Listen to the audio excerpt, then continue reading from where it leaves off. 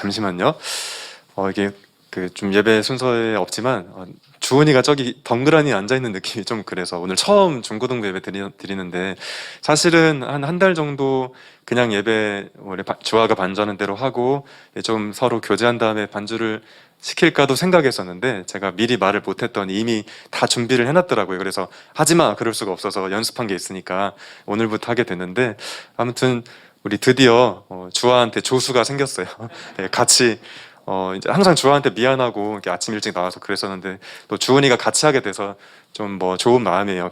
이제 다만 이제 막 올라온 학생이라 그냥 막 처음부터 시키는 게 저는 좀 그랬는데 또 그동안 사실 우리 친구들이 모르겠지만 주아랑 주은이는 계속 한두 달 이상 연습을 쭉 해왔었거든요. 그래서 그 연습한 게 있으니까 그냥 해도 뭐 이상한 건 아니죠. 자, 그래서 이제 이 시간 다 함께 일어나서 축복하는 찬양을 할 텐데 우리 주은이도 이따가 뭐 신입생 환영회 간단하게 하겠지만 축복하는 마음을 담아서 또 같이 축복했으면 좋겠습니다. 자리에서 다 일어날게요. 네, 우리의 모임 중에 임하신 성부를 축복하겠습니다. 우리의 모임 중에 임하신 하나님 영광 아름다워라. 존귀한 왕이 여기 계시니 사랑하며 섬기리. 아멘. 우리 선체로 우리 사순절을 보내며 150장 찬송을 부르겠습니다. 1절과 3절.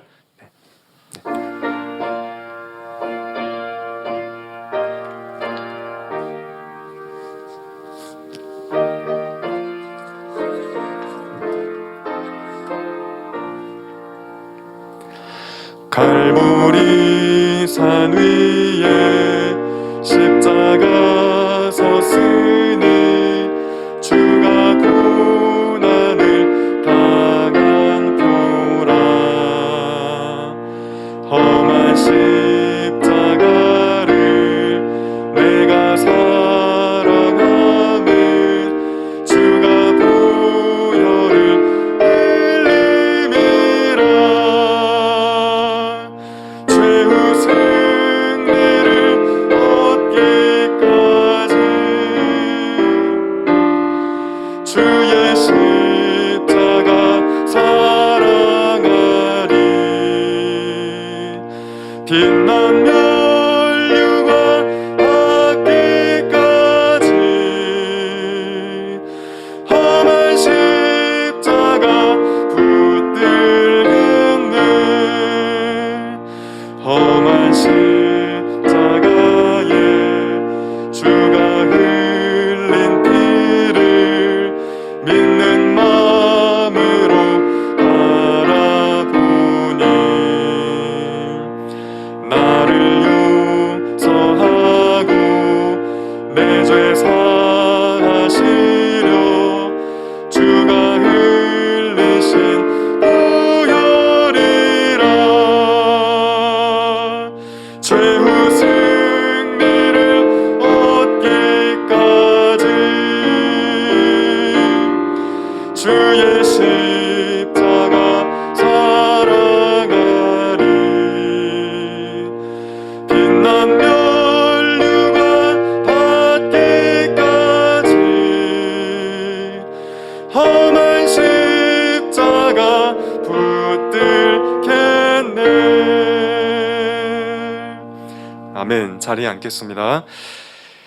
네, 이 시간 성경 말씀을 같이 찾겠습니다. 요한복음 3장 14절에서 21절까지의 말씀. 네, 이제 주은이는 자리로 오면 되고요. 네.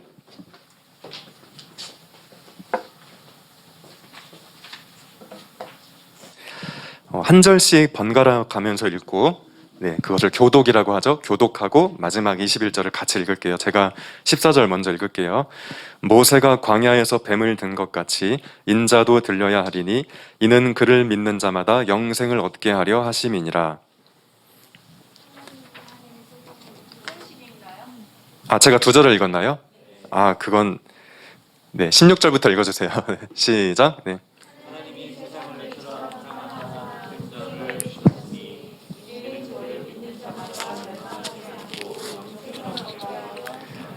하나님이 그 아들을 세상에 보내신 것은 세상을 심판하려 하심이 아니요 그로 말미암아 세상이 구원을 받게 하려 하심이라.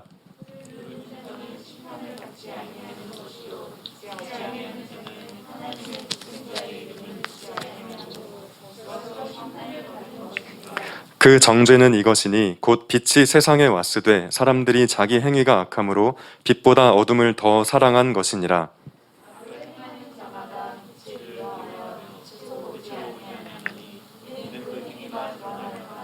함께 보겠습니다. 진리를 따르는 자는 빛으로 오나니 이는 그 행위가 하나님 안에서 행한 것임을 나타내려 함이라 하시니라. 아멘. 제가 정신이 없나 보네요. 주은이가 올라와서 너무 기뻐서 들떠서 두 절을 읽었어요. 어떻게 할까 하다가 그냥 예전에 지난주에 우리 고리 던지기 하고 뭐 그런 거 했는데 주은이가 막 올라왔는데 뭐 얼굴은 다 알겠지만 어쩌면 이름 혹시 모르는 사람이 있을 수도 있고 또 제대로 얘기를 나눠보지 않았을 수도 있으니까 게임인지는 모르겠어요. 레크레이션 같은 건데 자기소개하는 방식으로 레크레이션이라고 해야겠죠. 그것도 그냥 저는 누구입니다 하면 재미없어서 그걸 약간 좀 재밌게 할 수 있는 게 있더라고요. 그래서 선생님들도 주은이에게 나 누구누구야 오늘 알려주는 시간이 되어야 하니까 이따 같이 하면 좋겠고요. 사실 그게 사람이 많으면 할 수가 없는 거예요. 그래서 지난주 우리 고리 던지기 할 때처럼 많이 왔으면 또 너무 시간이 오래 걸렸을 텐데 또 마침 또 사람이 많지 않아서 더 잘 된 것 같기도 합니다. 이따가 예배 후에 그런 시간을 갖겠습니다. 자, 아무튼 우리 친구들 보니까 또 이쪽 그 동네에 코로나 확진 학생들이 나와서 중학교 2학년인가요? 금파중학교 또 전체 그 검사 받고 너무 고생들을 하고 있는데 아무튼 너무 사느라 고생이 많았습니다. 사순절 4번째 주일을 맞았습니다. 함께 예배하는 우리 모든 중고등부 친구들과 선생님 여러분을 축복합니다. 말씀을 나눌 텐데요.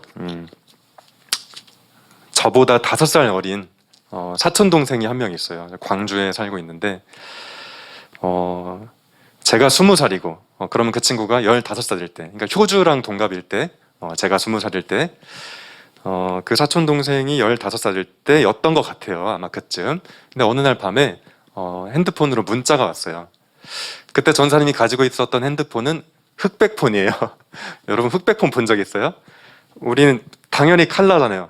근데 전사님이 20살 때쯤에 그냥 일반적인 핸드폰은 흑백폰이어서 까만색, 하얀색밖에 없는 그런 핸드폰이었고 핸드폰 음악 소리도 단선 멜로디밖에 안 나오는 그런 핸드폰이었는데 카톡이 아니고 문자가 온 거예요. 카톡도 없었어요. 그럴 때 그때는 와이파이 이런 것도 없었어요. 진짜 옛날 얘기네요. 동생이 보낸 문자의 내용을 지금 17년 정도가 지났는데 잊을 수가 없어요. 흑백폰에 까만색 글씨로 뭐라고 했냐면 형, 하나님이 나도 사랑하셔? 정말 뜬금없이 아무리 친하게 지내는 친척 동생이어도 뭐 맨날 문자하고 그랬던 건 아니거든요. 멀리 사니까 친척이어서 명절 때나 보고 뭐 결혼식 때나 보고 뭐 그랬었던 이제 사이인데 정말 뜬금없이 그 중학교 2학년짜리 동생이 저한테 형 하나님이 나도 사랑하셔? 그렇게 앞뒤 맥락 없이 그냥 갑자기 그렇게 보냈어요. 대화하다가 그게 온 게 아니라 그냥 어느 날 갑자기 뜬금없이 저는 무척 놀랐는데 문자 내용도 놀랍지만은 일단 그 친구가 교회를 안 다니는 친구였거든요. 지금도 물론 다니지 않아요. 근데 교회를 다니는 친구가 물어보면 또 뭐 신앙적인 고민을 하나 이렇게 생각할 텐데 그냥 교회 안 다니는 동생이 그렇게 보내니까 굉장히 놀라웠죠. 근데 왜 저한테 그런 질문을 한 건지 물어보지는 않았어요. 왠지 그 문자 자체가 질문 자체가 조금 서글픈 느낌이 있어서 그거를 너 왜 무슨 일인데 하면 너무 푼수 같을 것 같아서 그냥 이렇게 이 친구가 이런 질문을 했네 하고 바로 대답했죠. 당연하지. 하나님은 너를 정말 사랑하시지. 바로 그렇게 답장을 해줬었어요. 형, 하나님이 나도 사랑하셔? 당연하지. 하나님은 너를 정말 사랑하시지. 그리고 뭐 대화를 이어가지는 않았던 것 같아요. 그냥 그게 끝이었어요. 거기서. 제가 그때 그렇게 동생에게 답장을 보낼 수 있었던 이유는 바로 오늘 읽은 성경 말씀 때문이었어요. 하나님이 세상을 이처럼 사랑하사.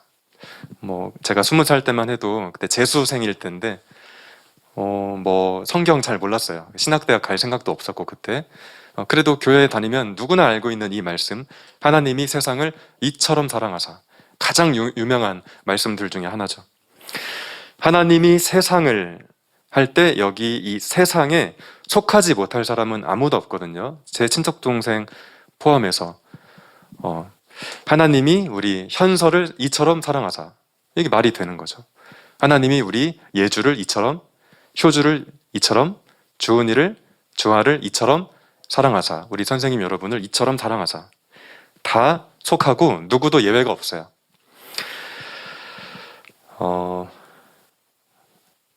효주야, 너 거울 많이 보지? 거울 앞에 설 때마다 정말 사랑스럽지? 난 아니야? 그때 진짜 아마 김태희 씨도 중학교 2학년 때는 나 왜 이렇게 생겼지 그랬을 거야. 다 그래 그때는. 진짜 여드름 하나 나오면 절망이죠. 인생이 끝날 것 같고. 근데 혹시 우리 스스로는 사랑스럽지 않을런지 몰라도 하나님은 그렇지 않다는 거예요. 하나님은 우리를 굉장히 사랑스럽게 보고 계신다. 그게 중요한 것 같아요. 물론 그런 이야기를 들었다고 갑자기 거울 앞에 섰는데 내가 되게 예뻐 보이고 잘생겨 보이지 않을 수도 있지만, 뭐 객관적인 사실이야 변하지 않을런지 모르지만 하나님은 우리를 사랑하신다. 그건 정말 틀림없는 사실이다. 성경을 통해 우리가 확인하고 있죠. 하나님이 우리를 사랑하신다는 증거가 바로 예수님이에요. 우리 남자친구, 여자친구 서로 사귈 때 사랑하니까 밥도 사주고, 조금 나이가 있는 커플들은 사랑하니까 백도 사주고 이렇게 되는 거잖아요.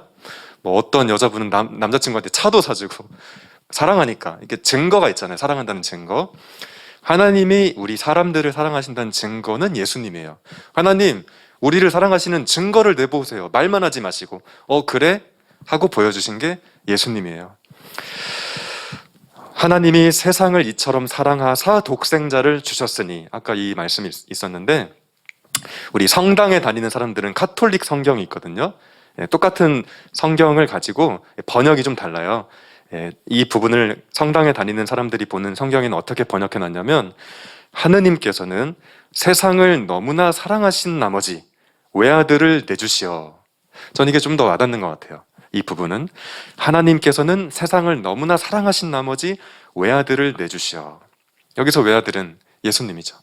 예수님이 세상에 계시던 2000년 전 유대인들은 로마 제국의 식민지 백성으로서 너무나 고달픈 삶을 살았어요. 우리나라가 일제의 지배를 받으면서 굉장히 비참했던 것처럼 유대인들도 마찬가지였는데, 경제적으로 가난하고 정신적으로는 자신이 무가치하다는 생각에 사로잡힌 사람들이 많았어요.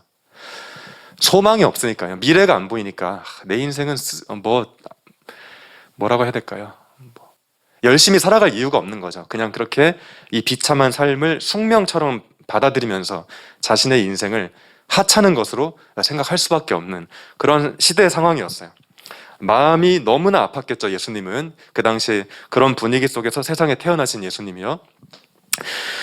마음이 너무나 아팠던 예수님은 그런 경제적으로 가난한 사람들과 마음이 피폐해진 사람들이 자신의 삶의 제자리를 되찾을 수 있도록 정말 수많은 노력을 기울이셨어요. 그게 우리가 읽고 있는 마태복음, 마가복음, 누가복음, 요한복음의 이야기예요. 한편으로는 많은 백성들을 궁지에 내몰고 있는 당시의 종교 지도자들, 정치인들을 신랄하게 비판하셨어요. 그러다가 십자가의 제물이 되신 거죠. 미움 받으셔서. 한마디로 예수님은 사람을 정말 사랑하셨다는 얘기를 제가 하는 거예요. 그 사랑이 얼마나 대단했는지. 예수님을 실제로 만났던 사람들, 그러니까 우리처럼 성경으로 만나는 게 아니고 실제로 라이브로 예수님의 눈동자와 눈이 마주쳤던 옛날 사람들은 나중에 훗날 고백하기를, 예수님의 삶을 통해 우리는 하나님을 발견했어, 이렇게 얘기를 하게 된 거예요. 그 고백들이 성경으로 기록된 거죠. 예수님이 태어나시는 걸 바로 이렇게 쓴 게 아니고, 예수님이 십자가에 죽으시고 부활하시고 하늘로 승천하시고 수십 년 후에 혹은 100년 이상 지났을 때 그 경험을 되살려서 글을 썼던 게 바로 성경책들이, 성경의 이야기들인데, 예전에 우리가 만났던 예수님 떠올려 보는 거예요. 그 예수님은 걸어다니는 하나님이었지. 예수님이 하시는 말씀과 행동을 봤더니 하나님이 사람을 사랑하시는구나 느낄 수 있었어. 그 고백들인 거죠. 예수님이 하나님의 외아들이라는 말 속에는 그런 의미가 담겨 있어요. 많은 사람들은 삶이 너무나 힘들고 지친 나머지 신이 어딨냐, 뭐 있다고 해도 정말 무능하시네 라고 말하려는지 모르지만 저는 성경을 읽을 때마다 예수님을 통해 드러난 하나님의 사랑을 인정하지 않을 수 없게 돼요. 그 사랑의 하나님이 여러분의 하나님이었으면 참 좋겠어요. 그런데 오늘 읽은 성경 본문은 매우 중요한 이야기를 한 가지 덧붙이고 있는데, 예수님을 믿으면 멸망하지 않고 영생을 얻을 수 있다, 이 이야기까지 나아가고 있어요. 이게 도대체 무슨 말일까? 방금 전에 제가 예수님은 정말 사람을 사랑하시는 분이라고 얘기했죠. 그래서 경제적으로 가난하고 정신적으로 피폐한 사람들을 도와주시려고 했다고 제가 얘기했죠. 그리고 사회를 병들게 만들면서 자신의 권력을 추구하는, 가령 지금 미얀마의 군부 쿠데타를 일으킨 그 나쁜 사람들처럼 그런 사람들과 예수님은 맞서셨어요. 그 당시에 종교 지도자들, 유대 사회에서는 종교인이 곧 정치인이었어요. 종교와 정치가 일치된 사회여서. 어쨌든 로마 제국의 핍박을 받으면서 고생하는 자신의 동족들을 돌보고 삶의 의지를 북돋아 줘야 할 지도자들이 오히려 로마의 권력에 기생해서 자신들의 권력을 유지할 생각밖에 안 하니까 예수님이 너무 뚜껑이 열리잖아요. 그러니까 맞서셨다, 이게 성경의 이야기고, 그러다가 미움받아 십자가에 처형되셨다는 게 십자가 사건의 역사적인 의미예요. 자, 그런 의미에서 예수님은 정말 사람들을 사랑하셨어요. 우리가 그런 예수님을 믿는다는 말은 단순히 일요일에 교회 다닌다는 말도 아니고, 너 종교가 뭐니? 저 기독교예요. 기독교가 저랑 잘 맞는 것 같아요.도 아니에요. 힘든 일 있을 때 기도하지 말라는 건 아니지만 힘든 일이 있을 때 내가 기대는 신, 그분이 예수님이에요, 이것도 아니에요. 예수님을 믿는다는 말은, 예수를 믿는다는 것은 예수님이 가장 중요하게 여긴 삶의 목표가 내게도 가장 중요한 게 되는 거예요. 예수님이 살아계실 때, 반복되는 얘기지만 가난하고 병든 사람들을 불쌍히 여기시고 그들이 삶의 제자리를 되찾을 수 있도록 노력하시는 게 삶의 목표였고, 불의한 권력을 무너뜨리는 게 삶의 목표였어요. 내가 그런 예수님을 믿는다는 것은 그 예수님이 가지셨던 삶의 목표를 나의 것으로 삼는다는 거예요. 교회 다닌다는 말이 아니라, 종교가 기독교라는 말이 아니라, 단순히 그런 말이 아니라는 거죠. 그런 의미로 제가 지금 말했던 맥락에서 예수님을 믿는 사람만이 영원한 생명을 얻을 수 있다, 영생을 얻을 수 있다, 이런 얘기가 오늘 성경 말씀이죠. 여기서 영생은 단순히 이해하면 안 죽고 오래 사는 거, 절대로 안 죽고 영원 불멸, 이런 뜻이 아니에요. 오직 예수님이 가신 길을 따라 걸을 때만 얻을 수 있는 진정한 생명, 참된 생명을 말하는 거죠. 단순히 안 죽고 오래 사는 거. 여러분 역사를 좋아하는 친구들은 알겠지만 예전에 중국의 진시 황제가 중국을 제패하고 모든 것을 얻었는데 단 한 가지, 죽지 않는 법을 알지 못해서 죽지 않고 살고 싶어서 정말 말할 수 없는 이상한 행동을 많이 했어요. 지금도 앞으로 다 발굴이 되려면 시간이 많이 남았다고 하는 자신의 비밀 무덤, 어떻게 하다 보니까 발굴이 됐는데 다 파헤치려면 아직도 수십 년이 남았대요. 너무 커가지고 그 비밀 무덤을 만들면 자기가 영원히 살 수 있지 않을까, 뭐 그런 꿈을 가졌던 거예요. 거기에 그 비밀 무덤을 만들기 위해서 일했던 노동자들, 그리고 자신의 후궁 같은 사람들을 산채로 매장했어요. 자기가 영원히 살고 싶어서. 성경이 말하는 영생은 그렇게 안 죽고 오래 사는 걸 말하는 게 아니라 예수님처럼 살 때만 얻을 수 있는 기쁨, 그런 의미에서 생명, 이걸 말하는 거예요. 시간적인 의미의 영원한 생명도 말할 수는 있겠지만 단순히 그렇게 얘기하면 안 된다는 거를 말하는 거죠. 하나님은 인간에게 선택권을 주셨어요. 예수님을 믿고 영생을 얻을지 말지 너희가 선택해라. 그만큼 우리를 존중했다고 할 수도 있는 거죠. 그런데 문제는 우리가 예수님을 믿지 않으면 우리는 반드시 죄와 욕망의 바다에 허우적거리는 삶을 살 수밖에 없는 연약한 존재라는 데 문제가 있어요. 자유를 주시긴 했으나 그러면 안 믿어야지, 이런 걸 의도하신 건 아니라는 거죠. 세상은 온통 나 자신을 위해 살라고, 나 자신에게만 몰두하라고, 네 인생은 네 거라고 계속 부추기고, 전사님이 여러분이 일주일을 살아가는데 한 3, 40분을 할애해서 이런 얘기를 한들, 여러분이 교회당을 나서면 핸드폰을 켜는 순간 이 교회에서 듣는 얘기와 정반대의 이야기들이 쏟아지는 그런 사회를 살고 있죠. 그런 의미에서 설교란 참 어렵다는 생각이 듭니다. 계속 여러분을 그렇게 부추긴단 말이에요. 그런 삶이 자유로워 보이고 매력적으로 보일 수 있어요. 하지만 그 끝은 멸망이라는 것이 오늘 성경의 강력한 경고인 것은 또 말하지 않을 수 없죠. 우리는 예수님을 믿을 때에만 진정한 생명을 얻을 수 있어요. 여러분은 이 영생을 얻었나요? 예수님을 쫓아 살 때만, 예수님의 가장 중요한 삶의 목표를 나의 것으로 삼을 때에만 얻을 수 있는 영원한 생명, 이 생명을 소유했는지 모르겠어요. 여러분은 분명한 사실은 지금 교회에 다니는 사람이죠. 교회에 다녀도 영생을 얻지 못했을 수 있어요. 그래서 얘기하는 거예요. 이 아침에 여러분이 교회에 나온다는 것만도 사실 대단하다 생각해요. 얼마나 자고 싶을까. 네. 뭐 안 나올 수 없어서 나온 친구도 있겠고, 그래서 그런 의미에서 굉장히 늘 고맙게 생각을 해요. 그렇지만 전사님이 이 오늘 성경 말씀에 의지해서 꼭 말해주고 싶은 건 우리의 목적은 사실 교회 다닌다는 건 아니고 예수님을 믿고 영생을 얻는 것, 이게 굉장히 더 중요한 거겠죠. 이 진정한 영원한 생명을 얻은 사람들은 주변의 연약한 이웃과 외로워 보이는 친구들을 향한 입장을 정하게 돼요. 왜? 내가 영생을 얻었으니까. 나아가 세상을 어지럽히는 타락한 권력과 맞서 싸우게 돼요. 왜? 내가 영생을 얻었으니까. 그런 진정한 기독교인들을 통해서 하나님은 하나님의 나라를 이 땅에 세워가세요. 저와 여러분이 모두 예수님을 잘 믿고 영생을 얻은 사람으로 우리의 한 번밖에 없는 정말 짧은 삶을 잘 살았으면 참 좋겠습니다. 잠깐 기도할까요? 하나님, 감사합니다. 오늘도 하나님의 말씀을 나누었습니다. 예수님을 믿을 때 그때만이 얻을 수 있는 영생, 우리 모두가 소유할 수 있도록 하나님께서 우리에게 복을 내려 주옵소서. 예수님의 이름으로 기도했습니다. 아멘. 좋은 아동부랑 많이 다르지 분위기가? 미리 말하는데 나 전국에서 재미없는 전도사 탑 10에 들거든? 그러니까 미리 마음을 비워. 1년 내내 지루할 거야. 그러니까 어쩌다가 재밌을 때 오늘은 좀 재밌는데 근데 거의 재미없고 어쩌다 한번 재밌고 다시 재미없고 그러니까 근데 교과서도 중학교 올라가면 어려워지잖아. 똑같은 거지. 예배도 그래. 자, 이 시간 봉헌하는 시간인데요. 우리 중고등부는 봉헌위원을 미리 정하지 않죠.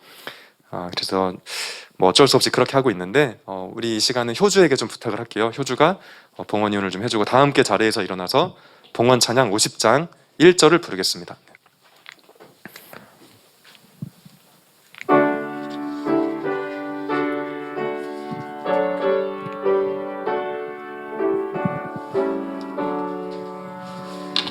내게 있는 모든 것을 아낌없이 드리네. 사랑하고 의지하며 주만 따라 살리라. 주께 드리네.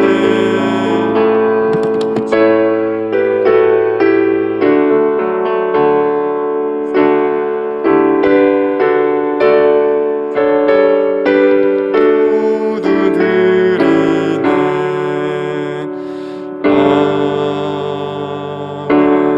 네, 잠깐 눈을 감고 기도하겠습니다.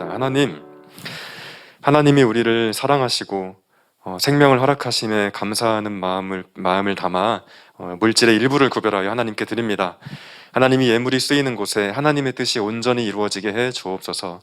하나님, 봉헌위원으로 서 있는 우리 효주를 사랑하시는 줄로 믿습니다. 그 사랑에 응답하는 효주의 삶이 되게 해주시고 그 사랑에 응답하여 이 땅에 하나님의 자녀로 살아갈 때만이 진정한 의미의 생명을 얻을 수 있다는 이 하나님의 말씀에 반응하는 효주의 복된 삶이 될 수 있도록 은총을 베풀어 주옵소서. 예수님의 이름으로 기도합니다. 아멘. 네, 자리에 앉겠습니다. 자, 광고를 좀 나눌게요. 오늘은 사순절 제4주입니다. 한 2, 3주 더 지나면 이제 우리 부활절을 맞이하게 되는데 부활절 전에 그 고난주간이라고 그래요. 그때도 사순절 기간인데 특별히 그 마지막 주간을 고난주간이라고 하는데 그때는 아무래도 좀 이렇게 숙연하게 이렇게 보내게 되는데 그때 우리가 좀 어떻게 하면 잘 보낼 수 있을까 여러 가지 궁리를 하고 있는데, 보통은 그럴 때 이렇게 말씀 묵상하고 뭐 손으로 쓰고 뭐 이런 걸 많이 해요, 교회들마다. 그래서 제가 그런 게 시중에 있는 교재 괜찮은 게 있으면 제가 뭐 구입을 하든지 아니면 다른 방법을 좀 고민하고 있는데, 그때 제가 같이 하자고 하면 잘 따라와 줬으면 좋겠습니다. 신입생을 환영합니다. 우리 지난주 함께 드리는 예배부터 주은이가 같이 예배를 드렸고, 중고등부 예배는 이렇게 사실상 처음으로 오늘 예배를 드리고 있는데, 제가 그동안 지금 벌써 한 2, 3년 중고등부 맡으면서 신입생 환영회 같은 걸 뭐 일부러 안 했던 건 아니고 그냥 뭐 안 하는 분위기인 것 같아서 안 했는데, 뭐 오늘부터는 그냥 다시 하려고 그래요.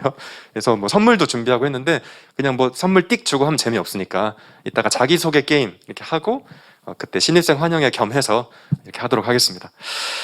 자, 아무튼 우리 주은이를 정말 환영합니다. 네, 예배 후에 그렇게 연합분반 하겠고요. 내일부터 각 반 선생님을 통해서 월요 메시지가 발송됩니다. 이게 무슨 말이냐면, 우리가 이렇게 못 모이고 있지만 어쨌든 진작에 반은 나눴어요. 중1, 중2는 심경섭 부장 선생님, 중3, 고1은 이화금 선생님, 고2, 고3은 이제 제가 반 선생님인데, 이렇게 막 코로나 때문에 막 뭐 이렇게 관계가 자꾸 흐지부지 되는 것 같아서 어떻게 할까 하다가 제가 선생님들과 회의해서 월요일마다 문자를 보내기로 했어요.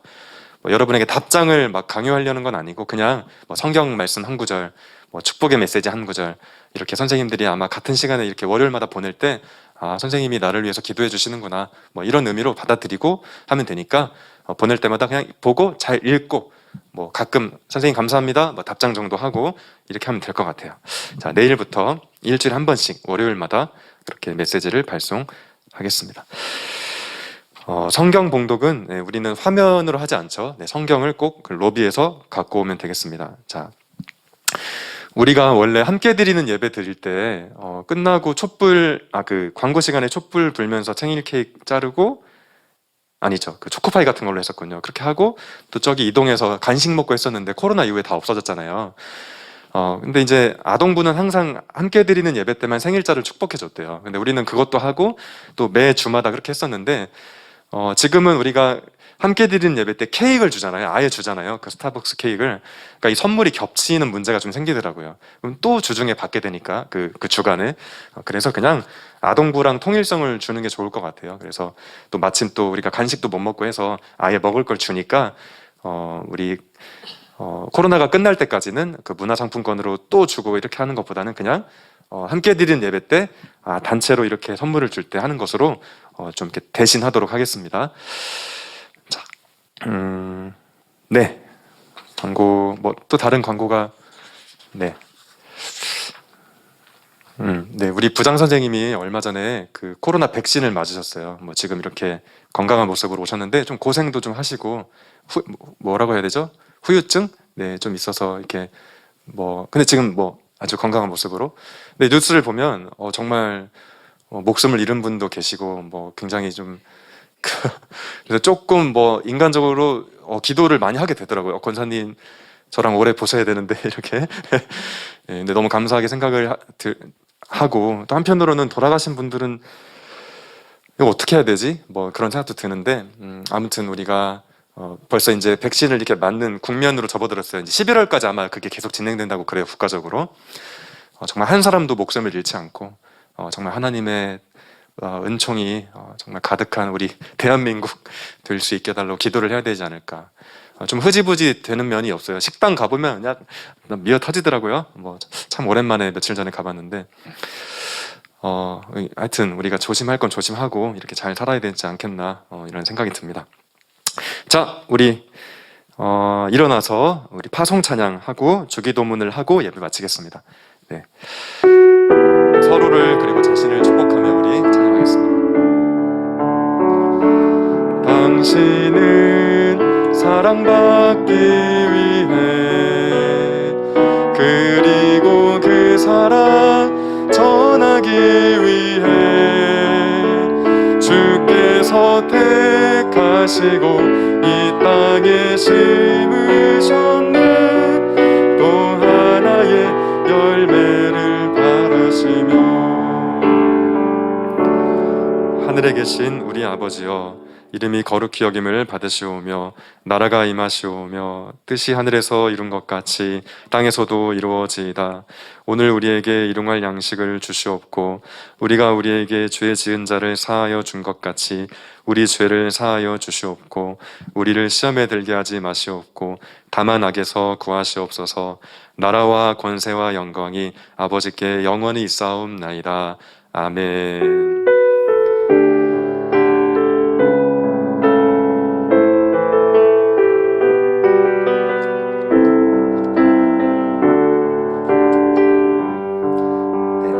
예배를 마쳤고요. 바로 진행하겠습니다. 우리 앞으로 이렇게 앉아주면 되겠고요. 모여서. 근데 이건 약간 마주보고 해야 되는 게 있어서 의자도 좀 깔겠습니다. 네.